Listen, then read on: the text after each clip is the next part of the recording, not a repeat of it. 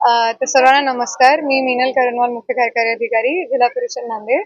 आमच्या डोक्यात थोड्या महिन्यापासून एक विचार आलं होतं की आमच्याकडे ही जागा आहे, शहरात आहे आणि अनेक त्योहार जे येतात तिथे आमचे बचत गट खूप काही विकतात त्याच्यासाठी.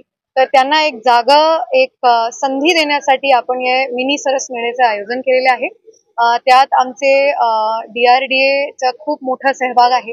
त्यांना हे पूर्ण MSRLM ने पूर्ण ही मेहनत घेऊन DRDA मार्फत हे मिनी सरस मेळ्याचं आयोजन केलेलं आहे. त्यांचं अभिनंदन. आणि इथे जे विकण्यासाठी आमच्या महिला आलेल्या आहेत, आज अशी अपेक्षा आहे की लोक इथे येणार, यांच्याकडून खरेदी करणार, कारण की नैसर्गिक ऑर्गॅनिक घरी बनवलेले मसाले, घरी बनवलेले आमचे लोचण हे सगळे एकदम ऑर्गॅनिक प्रकारचे आहेत. तर प्लीज माझी विनंती आहे, जे कोणी हे व्हिडिओ बघतायत तिथे येऊन यांची खरेदी करायची आणि इथे जे काही बचत गट आलेले आहेत त्यांच्यासाठी सहकार्य करायचं. उमेद MSRLM हे आमच्यासाठी एक मोठी गव्हर्नमेंटची यंत्रणा म्हणून बघितली जाते, कारण की हे महिला आमच्या रेकॉर्डवर आहे.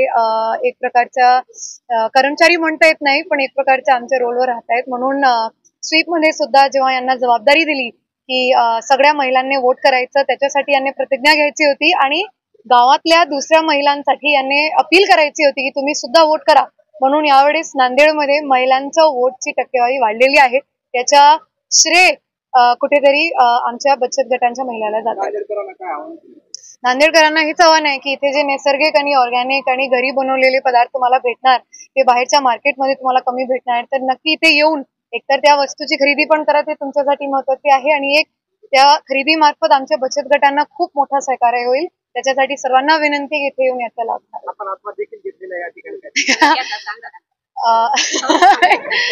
खूप चांगला स्वाद आहे. आमच्या भोकरच्या